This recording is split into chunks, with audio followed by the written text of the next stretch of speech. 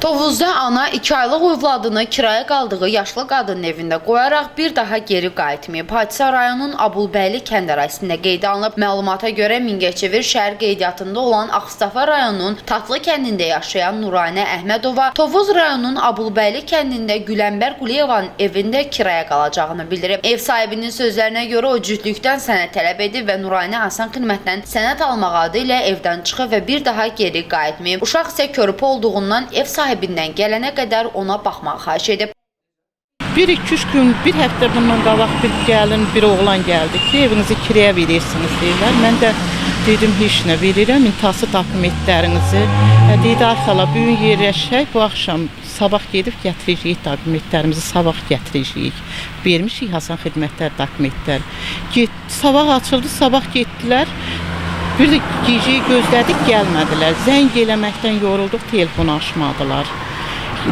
O yoldaşının nömrəsini bilmirdik, qızın nömrəsi var idi. Qızın nömrəsinə zəng elədik, açmadı telefonu. Xeyli zəng getdi, elə biz saat 3-dən, 4-dən zəng getdi. Gecə saat sabaha qədər, sabah da 12-yə 1-ə qədər gözlədik. Gəlib cavab vermədi, telefonu açmadı.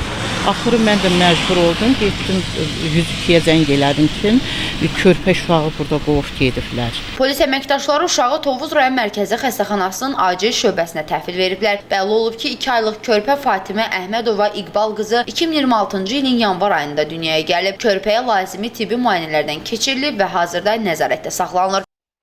11-3-cü ay 2026-cı il tarixində polis əməkdaşları tərəfindən Tovuz rayon mərkəzi xəstəxanasının təcili yardım şöbəsinə azyaşlı uşaq təhvil verilmişdi.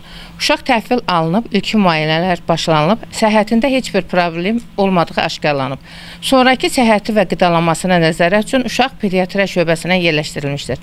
Hazırda vəziyyəti qənaətbəxşdir. 2 aylıq körpəni tərk edən ana isə polis tərəfindən axtarılır.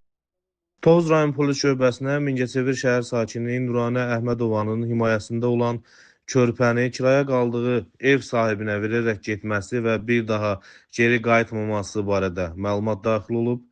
Polis əməkdaşları tərəfindən körpə ixtisaslaşdırılmış xəstəxanaya yerləşdirilib, anasının yerinin müəyyən edilməsi istiqamətində tədbirlər davam etdirilir. Tovuz rayonunda anası tərəfindən atıldığı bildirilən uşaqla bağlı məlumat daxil olan kimi Əmək və Əhalinin Sosial Müdafiəsi Nazirliyinin tabeliyində Sosial Xidmətlər Agentliyinin əməkdaşları prosesə cəlb olunub. Agentlikdən bildirilib ki, aidiyyatı qurumlarla koordinasiyalı şəkildə müvafiq səhiyyə müəssisəsinə yerləşdirilən körpənin mövcud vəziyyəti qiymətləndirilib. Uşağın müayinə və qiymətləndirmə prosedurları bitdikdən sonra isə o daimi qayğı ilə əhatə olunması üçün Sosial Xidmətlər Agentliyi tərəfindən qanunvericiliyə uyğun olaraq müvafiq uşaq müəssisəsinə yerləşdiriləcək. Kamran Əskiparalı, Sənan İsmailov, Səs TV Xəbər, Tovuz.